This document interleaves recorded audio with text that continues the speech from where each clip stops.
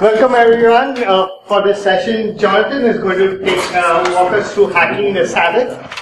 Jonathan has co-founded the Security BSides Orlando conference. Oh no, that's not the fun one. Okay. No, or less. You do, yeah. I sent them a fun one, and it said, "I have certain stuff and I do things," and that's what I got this talk approved on. All right, so we'll go ahead and kick off if we're good. Yes, we're good. Awesome. All right, so welcome to Hacking the Sabbath and Keeping It Holy. Thank you, Jonathan, for finding the first joke of the day. So, what's going on here? This is not a talk about computer hacking. It's the last talk of the day. Let's unwind for a second. So it's a little unconventional, a little bit different approach. Something fun and interesting, some theology, some culture, but the biggest thing is we want to inspire. We want to question everything. That's like the hacker mindset. Challenge authority, right? And then I got a little story for you. Something fun. So, as people are still pouring in, who am I? This is my intro slide. Jonathan Singer. Hey, what's up, everybody? Senior security engineer at GuidePoint Security. Got my buddies in the house. What's up? Hey. All right. So I have my GCA, my GPen, GCFE. Forensics is hard. I'm on the board for ISSA and OWASP here in Tampa. And I'm the founder of Hacking UCF, which is the #1 cyber defense team in the country right now, 3 years in a row. So, go Knights! Woo-hoo! Yeah. So, enough about me. Let's talk about hacking. Google, you have it wrong! Hacking, what does it say here? Somewhere in the blurriness, it says, use a computer to gain unauthorized access to data in a system. How does that sound? It's terrible, right? Hacking is not, like, breaking the computers, right? Wikipedia did a good job at this, though. Individuals who enjoy the intellectual challenge of creatively overcoming limitations, and blah, blah, blah, blah. Do we agree this is a much better definition of hacking, right? So, the spirit of playfulness and exploration. So we got that. So, here's the theology and culture part. Not talk about religion. If you want religion, go somewhere else. I'm not going to start a debate. But what I will talk about is some culture. We'll be talking about circumventing the rules. I'll be talking about finding loopholes. So, we're all still on board. Let's set some ground rules. What does this mean? Top down, right? Got it. In some theologies and cultures, we have this Sabbath. Okay, very, very basic premise here, particularly Judeo-Christian. You rest on the Sabbath. By resting, I mean like not working, right? On the seventh day, God rested. Somebody said that. It's written in the thing. So what is rest? Right? Not working. So, in particular cultures, we have these 39 categories. It's broken down into the 4 main topics. We've got stuff on bread, right? Bread stuffs, plants and cooking, or kitchen related. We got garments stuffs. So that's like clothes mending. Think with me, thousands of years ago, okay, when this stuff was put together. Hides stuff. Okay, we're talking about animals, we're talking about slaughter, we're talking about cattle and raising and caring to your things. And then we have construction stuffs. And that's the building, the process of building, and also fire and manufacturing in a sense. So this is the premise, right? And I highlighted the construction stuffs because this is the one we're going to be focusing on today. So when does this all come into play? We have electricity and fire. So, thousands of years ago, they said you need to rest, you can't do things, but modern times comes around and it makes it very difficult. We have computers everywhere, and we have light switches and things that are all fire and mechanical, and how do we function daily? So, electromechanical switches that carry a live current, that's our big premise here. If you didn't notice, this is about how to use electricity on Saturdays when you're told not to use electricity on Saturdays. Okay. Could make a spark. This is the fire. There's a rule that literally says, do not set a fire. There's also a rule that says, do not put out a fire, but we'll get to that later. One exception, though, we're not really getting into that. That's a concept, right? But that fire is not necessarily useful. That's back when, like, if anybody's familiar with how a brush motor works, and you have little sparks on the little wheel, right, on the arms, and then you have Other types of mechanical things that when you perform the movement, a spark is emitted, little gaps and things like that. But then science happened, and we shrunk everything down. And so we decided to change the rule because, that's something people do. They say that we need to update a little bit. And we're at a point where we said, okay, it's no longer a fire because tiny transistors aren't really fire. They're completing a circuit. Oh, it's building things. So now that we're all on the same level plane, you're not supposed to be setting fires, you're not supposed to be putting out fires, you're not supposed to be building things, and especially not supposed to be completing projects. Well, in this case, completing a circuit. So let's talk about some basics, right? Remember, we're talking about the rules.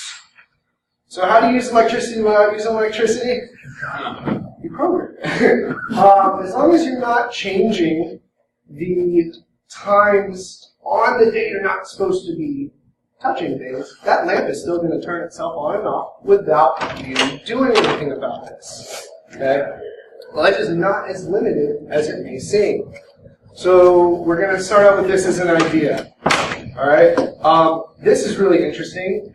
It's a lamp with a shade, so the light is always on, and you just direct the light itself. So if you want to turn the lights off in the room, you hide the light. You don't actually change the state of the lamp.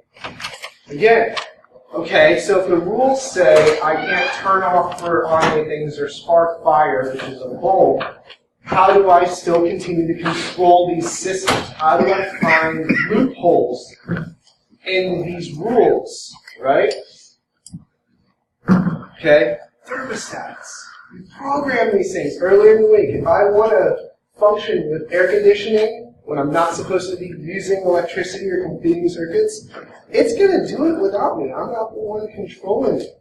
So we're starting to introduce the premise here, which is, how do I live a normal life with technology, but still follow these rules that have thousands of years instilled in this culture?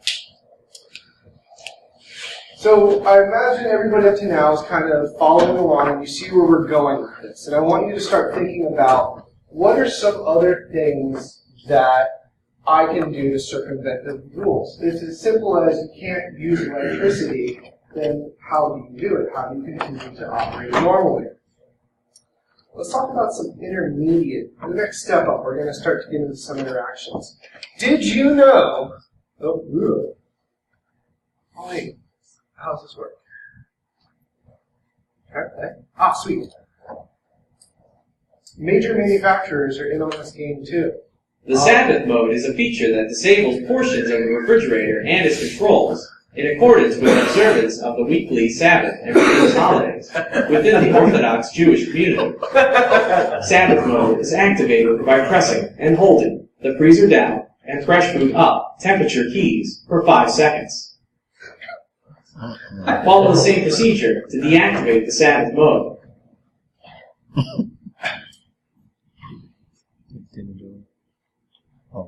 So what's going on here is the fact that an industry of invention has been created around this basic concept. We don't want to inconvenience our lives because of some rules from thousands of years ago. That if you ask me, it's not like you can go and update these policies. They're set in stone. You know?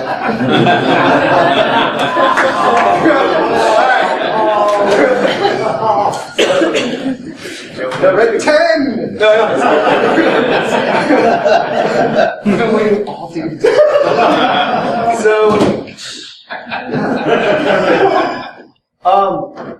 The same goes to stoves too. Look at this, right? If your control panel displays a backwards C on the left side of the display, the control panel has been set to Sabbath mode. When any function is programmed in Sabbath mode, the control panel will not beep or change its display. To deactivate the Sabbath mode, press the Bake and Royal pads at the same time until SF displays. Then, press the Delay Start pad until 12 shutdown displays. Press Start. At this point, the backward C will disappear and you can use the control as normal. If you want to activate the Sabbath mode, press the Bake and Broil pads at the same time until SF appears. Then press the Delay Start pad until Sabbath displays. Press Start, and the backward C will appear on the display, indicating that the control is in Sabbath mode.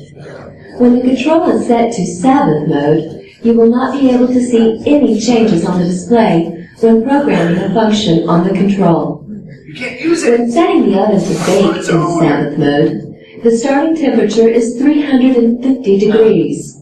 Each time you press the plus or minus pad, the temperature will increase or decrease by 25 degrees. When you press Start, the function will activate within 30 seconds to a minute. A C will appear on the display next to the backward C when the function activates. To stop a function, press Clear Off. After 30 seconds to a minute, the function will stop and the C will disappear. Wow. So the stove still works. Huh? So the stove still works. So the trick here, the trick with this one is, again, we're reading the rules as it is written. And so we're not, the stove is starting itself. So it's a bit of randomization taking place here. So I can start the fire and set the fire, but now that the fire is lit, I can increase the intensity of the fire. So I can adjust, but I can't start or stop. Are you following? Wow. So, but yeah, big industry, big companies are in on this also. They want to make sure that you don't have an inconvenience in life. So that's stoves. Imagine a lot of people, especially here in Florida, have heard about the elevators. Some of the slowest elevators in the world can be found in hotels on Miami Beach.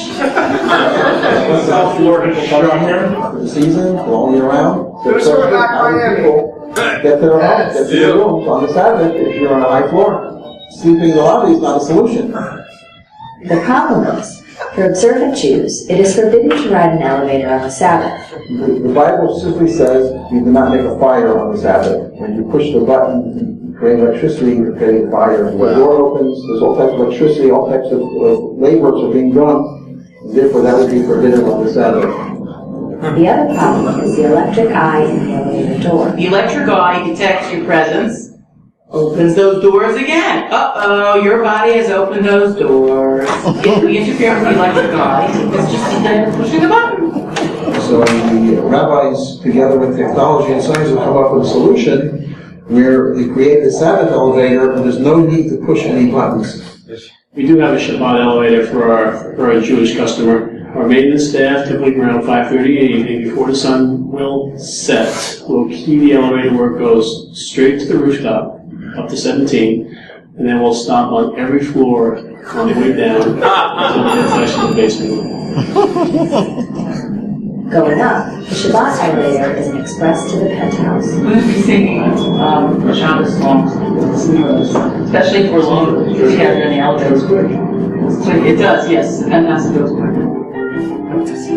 Coming down, the elevator takes about 7 minutes, stopping at every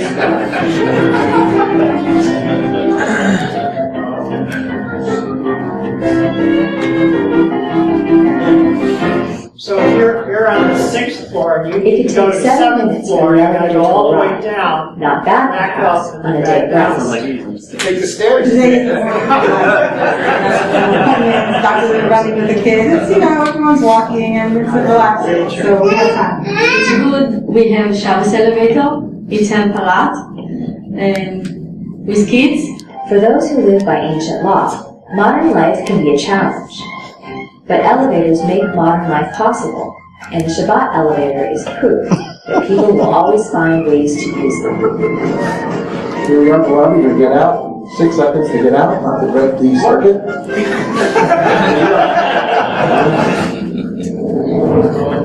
Alright. So we're really starting to take these rules and we're saying, but you didn't say this, or you didn't say that, or we're having a good time here. And so we're constantly modernizing something that we're not allowed to change in this culture.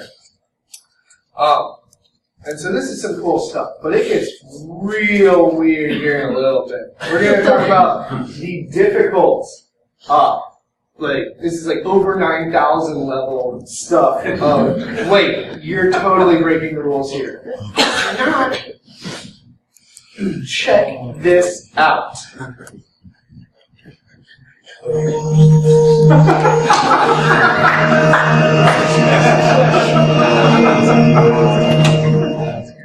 The kosher switch facilitates the on-demand control of electricity on Shabbat and is endorsed by leading poskim and Orthodox rabbis. The kosher switch is easy to install, with no rewiring required. It's also simple to use, and unlike timers, does not require complicated programming. We'll start in normal mode, with the kosher switch on-off button in its off or down position. The kosher switch button isn't attached to anything electrical. It is electromechanically isolated. Its sole purpose is to block or unblock an internally emitted light pulse. The pulse is currently blocked. When the kosher switch button is in the on position, the pulse is unblocked and the switch turns the room light on. Before Shabbat, simply slide the mode selection switch to Sabbath mode. Now the patented kosher switch technology comes to life and facilitates the on-demand control of electricity. The green status light provides absolute assurance that there are no active internal light pulses. In reality, we're only moving an isolated piece of plastic. Just wait for the green and flick the kosher switch. The status light automatically changes between green and red and is independent of the kosher switch button. In each cycle, the duration of the green status light is random, so every cycle is slightly different. When the red status light is about to change back to green, a single internal light pulse may be emitted, subject to a random degree of uncertainty. In this cycle, the pulse failed to emit altogether. Even when a pulse is successfully emitted, the ability for the pulse to be received is also subject to a random degree of uncertainty. Every cycle is different, independent, with lots of randomization, and its behavior is impossible to predict. So in any given Sabbath mode cycle, there is a first uncertainty or suffix. Will a pulse be emitted successfully? Followed by a second uncertainty or suffix. Will the pulse be received successfully? Notice that there's only a single flick of the kosher switch button, and then the switch completes one or more cycles with combined uncertainties. Finally, the pulse is successfully received, and the kosher switch turns on the room light. Many poskim and Orthodox rabbis have ruled that the use of the kosher switch is not even considered grama, or indirect causation, and is therefore permitted for consumer use. Since all we've done is move a single, isolated piece of plastic.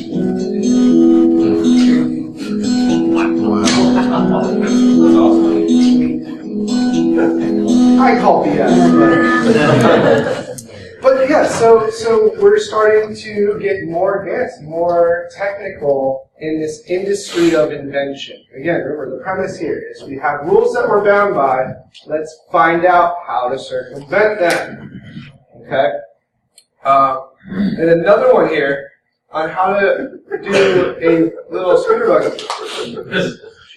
Hi, my name is Erin Chatterton, and I'm here at the Amigo Mobility Headquarters in Woodford, Michigan. Today I'm going to demonstrate the Amigo Shabbat controller. It's on our Amigo RD that I have here today, but it is also available on the Amigo RT as well. The Shabbat controller is designed specifically to allow members of the Jewish Orthodox community to fulfill the no work requirement while operating mobility devices during Shabbat. When in normal mode, the Shabbat will operate as it normally should. To switch from normal to Shabbat mode, I will pull out on the toggle switch and move it into the Shabbat position.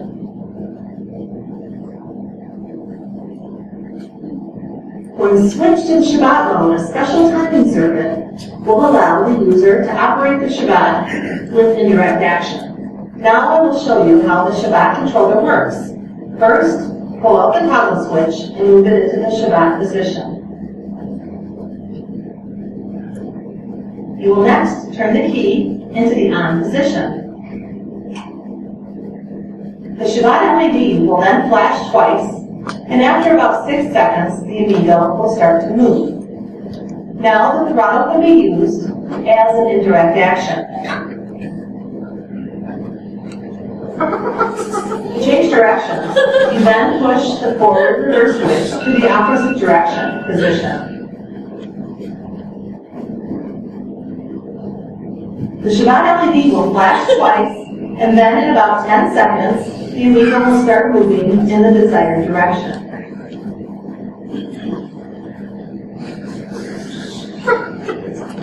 So to guarantee that the Amigo is kosher approved to be used during Shabbat, a label was placed on the front of the handle that shows the certification from the Zoman Institute in Israel. Also in the owner's packet will also be a certificate that will show that the Amigo Shabbat was certified. There is also an optional sign that's available in the front of the basket or the back of the seat that points out the special modifications. If you have any questions, please call me at Amigo directly. And thank you very much. This is the Amigo Shabbat.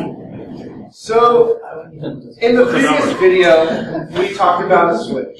And one of the things, if we're all, security folk or enjoy it, they said that it was truly random. That who believes in a microchip that's truly random? Are slot machines truly random?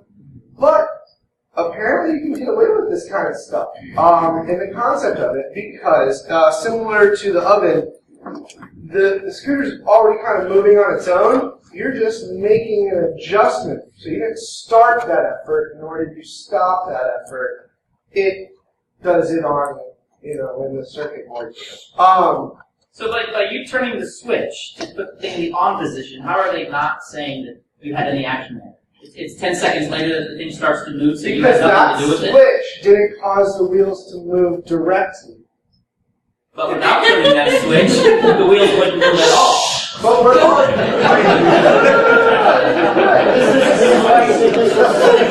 This is good. This is exactly what I want to hear, is questioning and challenging and thinking outside of the box.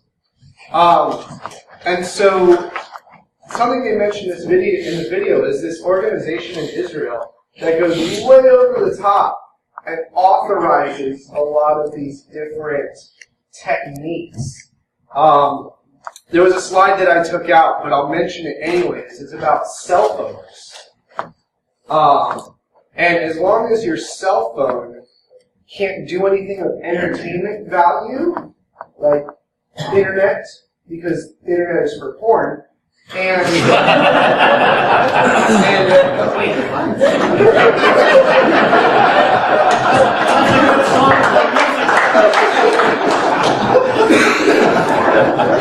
what do you use it for?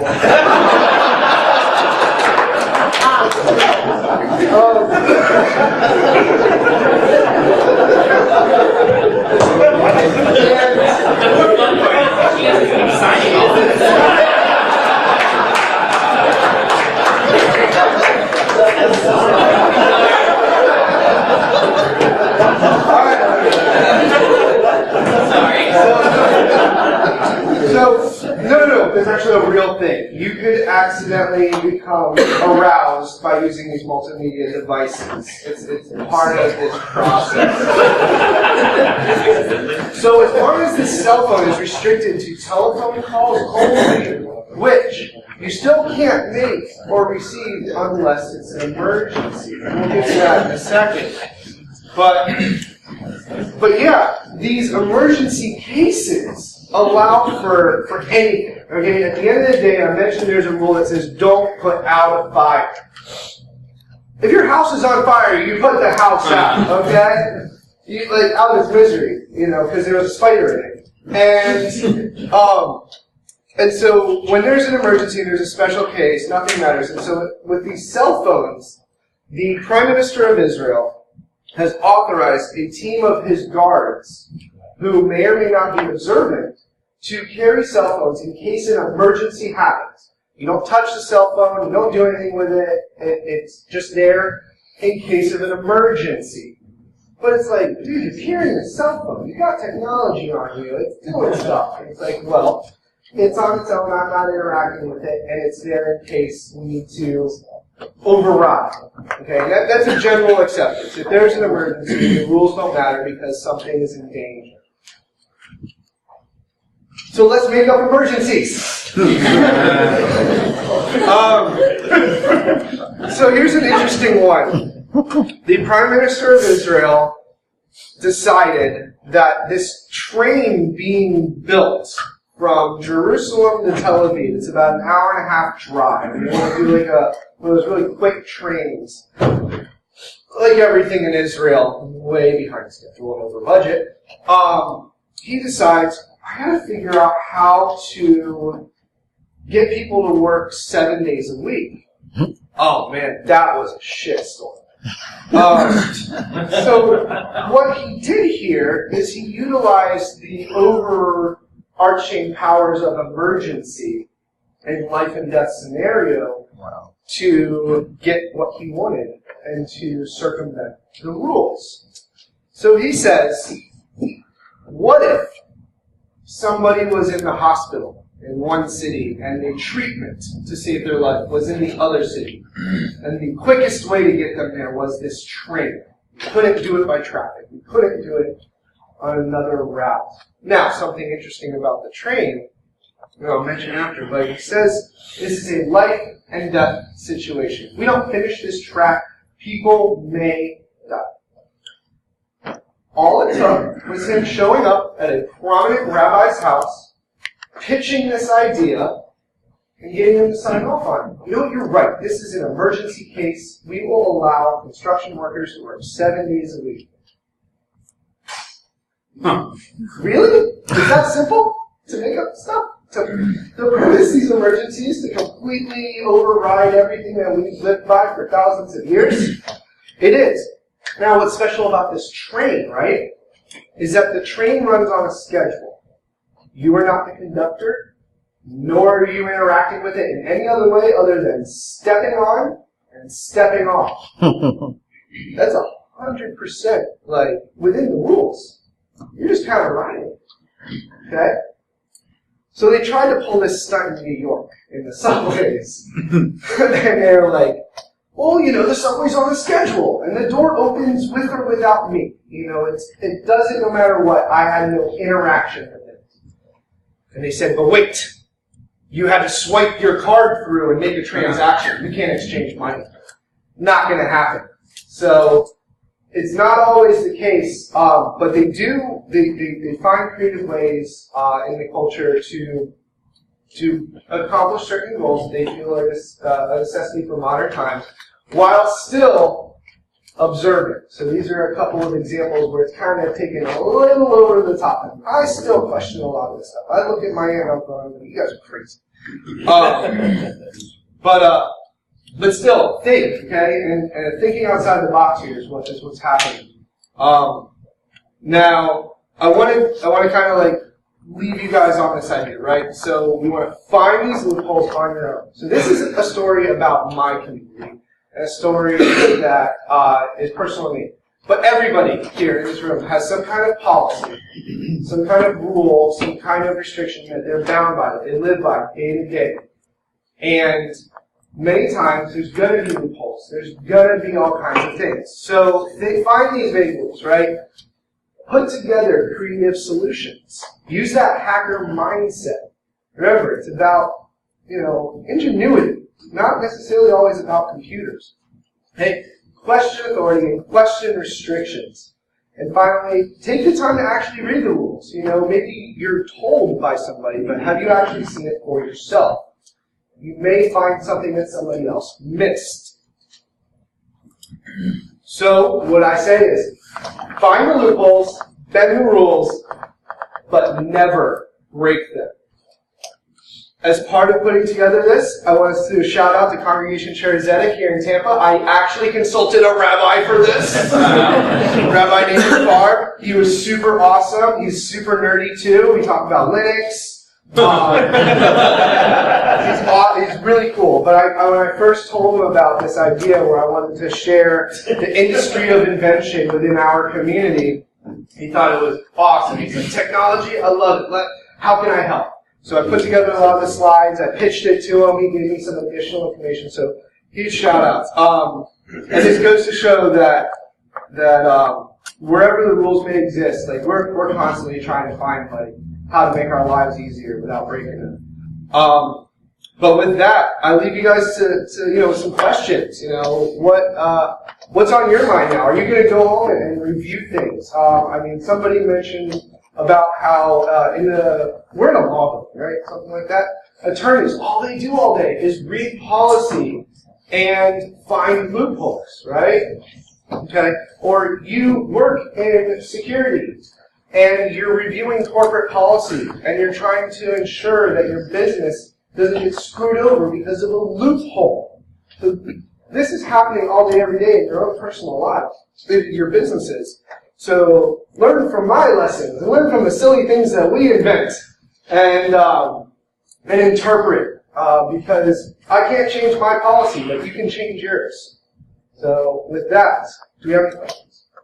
I just comment. This whole presentation is epitomized the New England Patriots. What about hand egg? What about football? The New England Patriots find a loophole in every rule. Oh, okay, yes. Talk about professional. Yeah, the New England Patriots. If there's any Patriots fans in this room, I'm sorry, but yes, if you want to talk about professional loophole finders, if anybody remembers that episode of South Park with Professor Cartman. I misinterpreted the rules. Get away with anything. It's the thing. And so yes, absolutely. So, can you technically have a agent that doesn't observe the Sabbath do things for you, like press the button on an elevator and press the floor for you? So that's a great question. Can you ask somebody to perform specific tasks on your behalf? Absolutely not. How about a robot? Can you imply it? Well, the robot would imply utilizing pre-programmed technology. So yes, you can have a robot do your stuff if you program it before. Now, when it comes to asking people to perform favors for you, there's another loophole for that. The way this one works is, let's say my digital thermostat was not where I wanted it to be, but I can't change it. It's running its course. So I open the window to change the temperature in the room.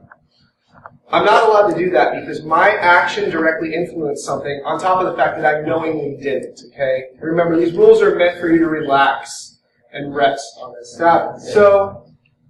So that, now, what you do instead, because there's a workaround for everything. And this is very, very common in Israel.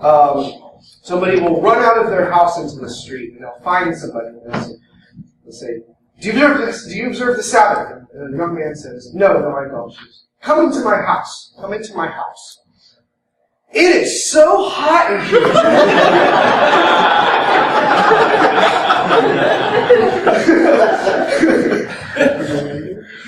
So yes, you can apply it. But you can't ask. You can set a scenario which causes a change without directly influencing something in that sense. Butterfly effect. You can play around it.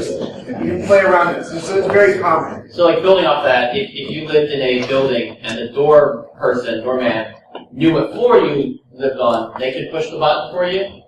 If you walk in and then... If you unconsciously were just walking towards the elevator and the person did it out of the kindness of their heart and you didn't ask them to, or even signal at them to do it, yeah, absolutely, that's perfectly fine because that's a scenario that you're not in control of.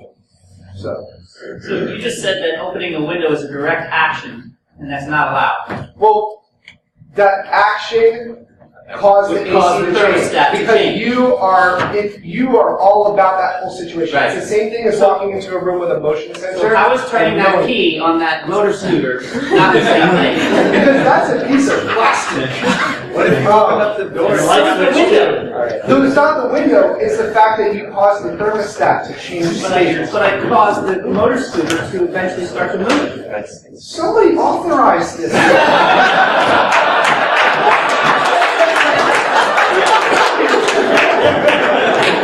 I question it all day long. How do you get away with this stuff? It really is, and it's I misinterpreted the rules, or you didn't say I couldn't. And that's constantly happening. So yes, come on, nation. First, throw them ahead of time. Is that kind of fall into? So home automation is perfectly acceptable unless sensors are being used. So, for instance, if you knowingly have a motion sensor in a room that turns on the lights, you're not supposed to do that. You're on a timer. But if it's on a timer, that's fine, as long as you don't program it during your Sabbath window. Now, here's something interesting then is, think about this. What if you tell your buddy to walk into a room and he doesn't know the motion sensors? Now, 2 sets of randomness here. You don't know if he's really going to do it. People are a lot more random than computers. And the fact that you don't know if that motion sensor is actually going to work or not anyways. The power's going to be off in that room. Oh, so that argument, you say, hey, can you go grab this out of that room for me? Perfect, right? So now we're starting to get here. We're starting to process extra steps. And don't get me wrong, I love this whole culture thing and this industry of invention, because that's what's most fascinating about it, is instead of accepting it for the way it is, you constantly sit there and challenge it, and you find those loopholes, and you build things. And there's companies that all they do, all day long, they sit there and they go, well, it didn't say this, invent new thing. Sell it to everybody on the internet to make their lives easier. So I have a question. If the idea is you cannot, just so I have it straight, you can't cause the action. So if the idea is to rest that day, is resting causing an action? So in other words, if I sat on the scooter and it turned on, I sat on the scooter and rested. I like the way you're thinking. So we'll figure this out. It may work. There's all kinds of weird things that are taking place here, and there's constantly reevaluations by different authorities within the community. The fact of the matter is, at the end of the day, once you discover something, you can run with it, and if you have enough power, you can make it happen. Like building a train on Saturday.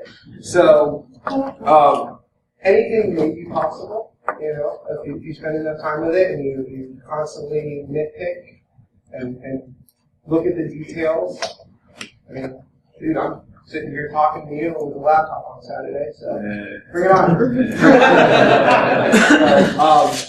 Outside of that, I mean, any other questions? Now we'll put this one to bed. Yeah. Thanks for staying all day and coming to the last talk.